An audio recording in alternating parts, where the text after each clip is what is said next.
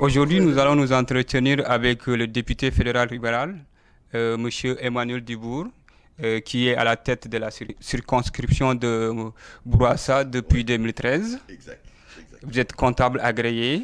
Oui. Et donc, depuis que vous êtes à la tête de la circonscription de Bourassa, Oui. quels sont les problèmes auxquels les citoyens de votre circonscription vous font part? Ben, écoutez, dans le comté de Bourassa, juste pour vous situer, nous sommes à Montréal-Nord, aussi en grande partie Montréal-Nord qui se trouve dans le comté de Bourassa. Et c'est un comté très riche dans sa diversité, mais en même temps, c'est un comté qui a un certain nombre de problèmes économiques. Et quand on parle de problèmes économiques, bon, la situation financière des personnes, donc ça amène d'autres difficultés. Par exemple, ici dans le comté, on a des problèmes de violence conjugale parce que bon, il y a beaucoup de signalements à toutes les semaines à la police. On entend souvent parler Montréal-Nord, question de gangs de rue, etc. C'est des situations qui font des fois la manchette, mais par contre ici, moi j'en connais des familles, des gens qui habitent à Montréal-Nord et puis qui sont très bien, qui voudraient pas déménager pour rien au monde. Donc il y a un certain nombre de problèmes qui touchent ou qui visent surtout le niveau municipal ou bien le palier de gouvernement provincial.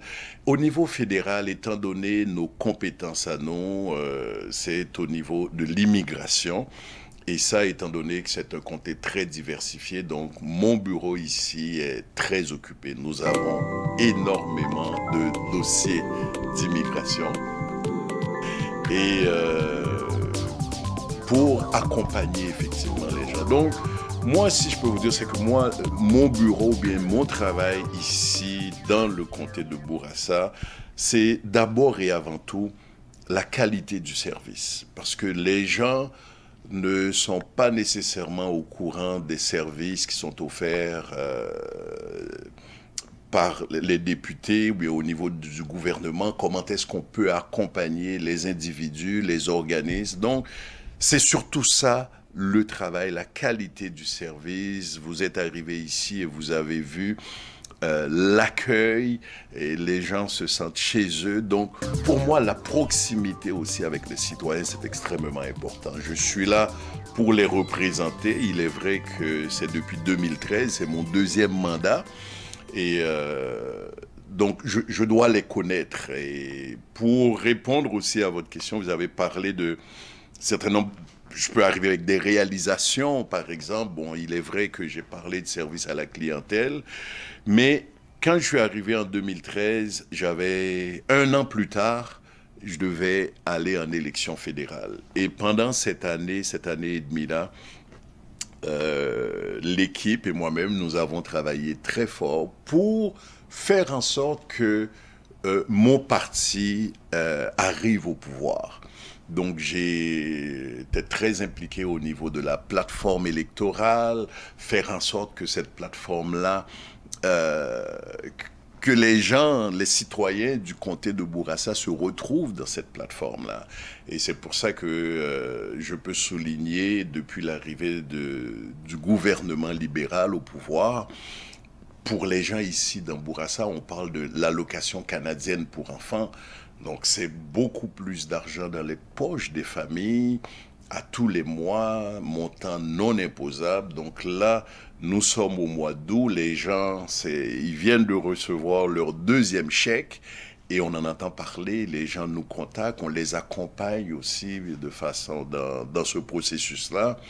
Autre chose aussi que ce gouvernement-là a fait en si peu de temps, toujours pour aider le comté de Bourassa, c'est des postes pour les jeunes.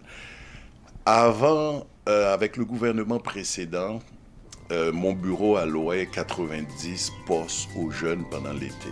Et là, depuis l'arrivée du gouvernement libéral, on est passé à 223 postes pour des étudiants pendant l'été. Donc, c'est plus que doublé, effectivement, pour ces jeunes-là. Donc, Ça, c'était important pour moi, parce que pendant cette période-là, c'était de travailler pour faire en sorte que le parti arrive au pouvoir, et que ce soit au niveau de l'immigration aussi. Vous pouvez constater qu'on a une immigration, je dirais, plus humaine. Là. On tient compte effectivement des gens, des étudiants, des périodes qu'ils ont passées ici. Moi, j'étais très impliqué aussi parce que dans le dossier qu'on peut appeler le moratoire qui touchait les Haïtiens et les Zimbabwéens, parce que auparavant, quand j'étais au provincial, j'étais responsable pour le gouvernement du Québec suite au tremblement de terre en Haïti. On avait mis un programme sur pied qui a permis à plus de 6000 Haïtiens de venir ici. Mais en même temps, il y a des gens qui arrivaient et qui ne pouvaient pas profiter de ce programme-là. Et donc, ces personnes-là se trouvaient en situation d'illégalité ici au Canada. Il n'y avait pas de statut. Et bon, voilà, j'ai fait le saut fédéral et cet été, nous venons de régulariser la situation de toutes ces personnes-là, des Haïtiens et des Zimbabwéens qui n'avaient pas de statut ici. Donc, ça aussi, c'est des choses, ça fait partie des réalisations. Et on continue à travailler pour la communauté. Autre dossier sur lequel je travaille aussi, nous avons décidé de nous réunir les parlementaires noirs au Canada, c'est-à-dire les députés, les sénateurs à travers le Canada de descendance africaine, de dire qu'on a des préoccupations propres à nous. Et suite à la déclaration des Nations Unies qui dit que bon, la prochaine décennie est consacrée à ce groupe-là, aux gens de descendance africaine, nous nous sommes dit, ben voilà le momentum pour faire en sorte que le législateur canadien, quelle que soit la province, là, puisse être sensibilisé à un certain nombre de préoccupations. Je peux souligner, par exemple, question de maladie, par exemple, d'anémie falciforme, que bon, les Méditerranéens ou bien les Noirs là, sont plus portés à avoir cette maladie-là. Donc, est-ce qu'on peut avoir des mesures pour que ce soit pour la recherche ou bien pour aider ces personnes-là? On parle aussi de problèmes d'incarcération, le taux d'incarcération, effectivement, des Noirs dans les prisons. On parle de toutes sortes de situations là, que les gens peuvent être appelés à rencontrer. Donc, on s'est dit, voilà, on veut sensibiliser, puis voir à ce que, au niveau des mesures législatives, quand on est appelé à voter des lois, s'il y a des mesures particulières, donc que le législateur soit informé. Donc ça, c'est des dossiers sur lesquels je travaille. Oui. Mm-hmm. Que ce soit la communauté haïtienne ou bien la communauté africaine. Oui. On sent parfois un manque d'intérêt pour la vie politique au Canada. Je ne dirais pas qu'il y a un manque d'intérêt, parce que moi, que ce soit ici à mon bureau, l'approche que j'ai aussi, c'est de faire beaucoup de publicité dans ces communautés-là pour leur dire, voici les services que mon bureau offre gratuitement. Il est vrai que je ne peux pas servir toute la ville ou toute la province, là, j'ai un comté, mais il m'arrive de temps en temps de faire un spécial là, pour aider des gens de la communauté. Et même au point de vue politique partisane, par exemple, ces gens-là, pour la plupart, m'appuient aussi quand on parle d'activités de financement. Donc, et il y a un intérêt, oui, c'est vrai, à la politique, mais le militantisme est quand même pas présent, je dirais. Les gens sont là et ils s'attendent peut-être à être consultés ou bien à ce qu'on aille les chercher, mais il faut militer aussi, il faut être présent, il faut connaître c'est quoi les politiques, les approches. Il faut être dans la machine pour savoir aussi le fonctionnement, comment que ça marche. Donc moi, je veux les aider, je veux les accompagner, je les invite souvent à venir au Parlement à Ottawa, de façon à ce qu'ils voient comment est-ce que ça se passe, participer à la période de questions, d'être là.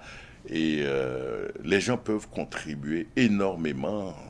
Pas besoin d'être un élu nécessairement. Oui, l'élu est là, il travaille, c'est un parlementaire.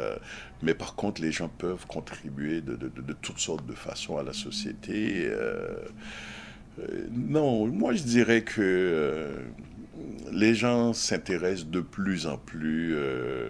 C'est pas comme bon, la politique ici, bon, c'est différent. Donc les gens s'intéressent, mais différent de chez eux, je dirais, d'une certaine façon, de leur pays d'origine. Donc l'implication, il faut continuer à travailler ça. Et j'invite les jeunes aussi, bon, que ce soit dans mon association, c'est-à-dire la partie politique partisane de mon travail. J'ai beaucoup de jeunes là, qui sont là, de toutes sortes de communautés, qui s'impliquent et puis qui voient comment est-ce que bon, on fait la politique ici. Et puis qui sait préparer la relève, quoi. C'est important ça aussi. Okay. Vous avez parlé de violence conjugale, de gangs de rue. Est-ce que vous avez l'impression que ça a baissé depuis que vous êtes là?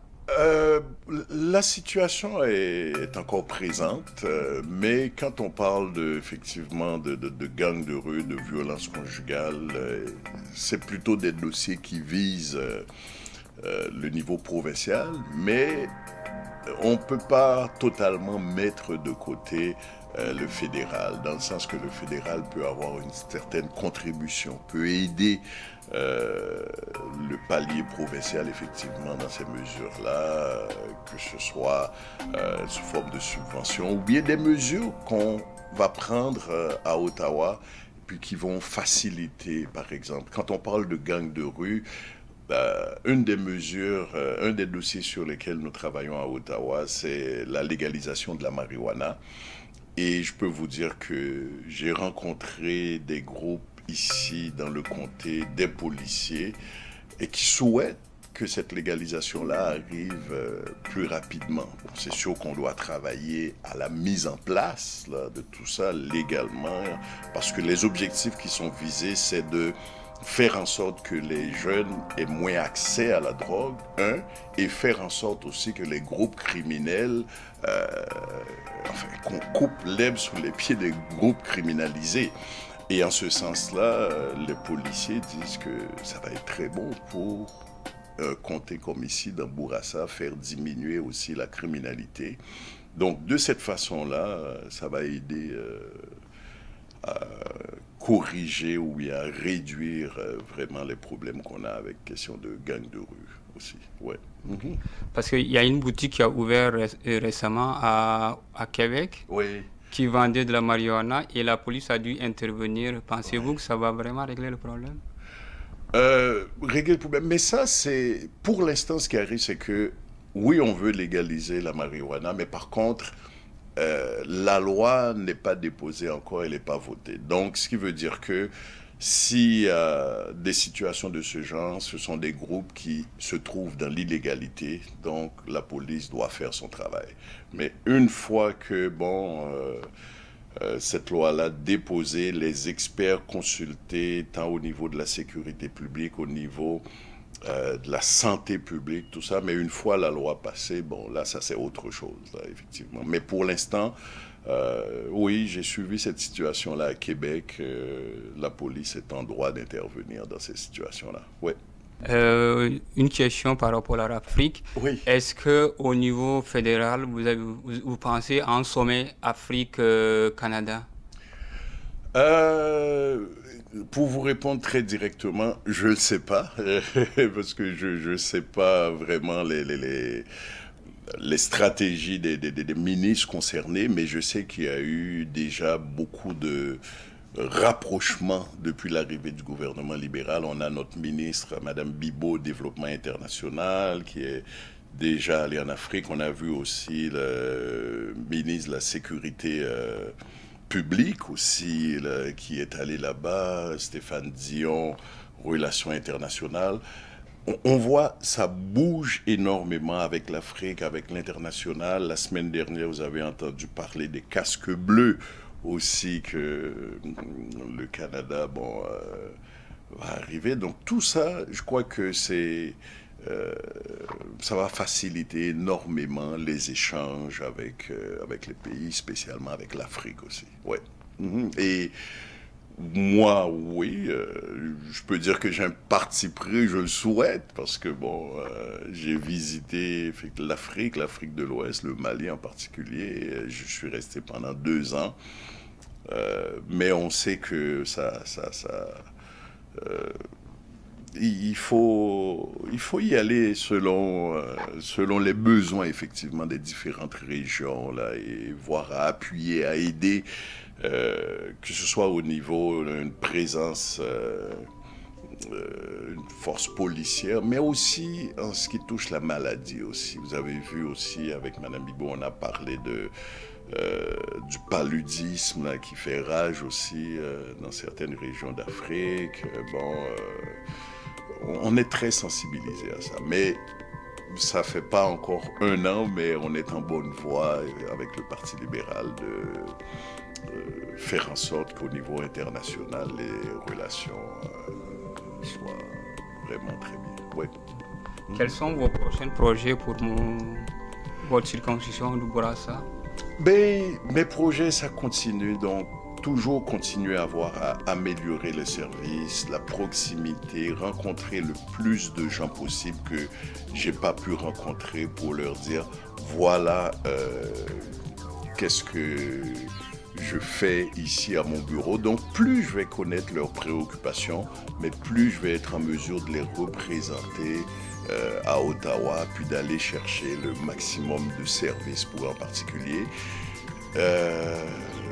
Au cours de la semaine prochaine ou dans 2 semaines, nous organisons de temps en temps des rencontres avec les élus du comté aussi, que ce soit au niveau provincial, municipal, de façon à mettre ensemble les projets, les besoins pour venir en aide aux citoyens, puis aux organismes, aux entreprises aussi, comment est-ce qu'on peut aider la création d'emplois. Donc c'est voir tous les programmes que nous avons au fédéral, comment est-ce qu'on peut les adapter pour aider effectivement la circonscription. Ça me fait penser avant notre victoire là, en 2015, il y a un projet de loi que j'avais déposé. C'était un projet de loi C239 pour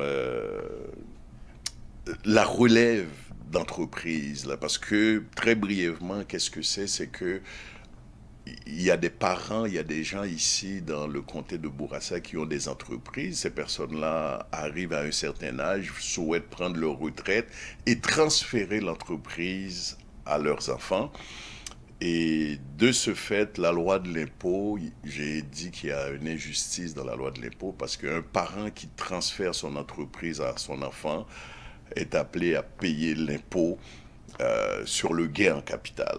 Donc, ils n'ont pas de déduction pour le gain en capital. Donc, j'ai déposé un projet de loi en ce sens. Mais bon, il y a eu des élections. Le projet de loi est tombé dans le feu. On n'a pas pu continuer. Et là, présentement, en étant au gouvernement, je suis secrétaire parlementaire. Et les secrétaires parlementaires ne peuvent plus déposer de projet de loi privé. Et il se trouve que, bon, maintenant, ces 2 partis d'opposition, en particulier le NPD et le Bloc québécois, les 2 ont redéposé mon projet de loi pour faire en sorte d'aider les petites et moyennes entreprises. Donc, c'est un dossier à suivre. Le projet de loi est déposé, mais dans un sens, je suis très content de voir que 2 autres partis d'opposition ont repris ce projet de loi-là. Donc, c'est à suivre, voir où est-ce qu'on va y aller avec ce projet de loi-là. Ok. Je vous remercie. Ça a été un plaisir. Merci, M.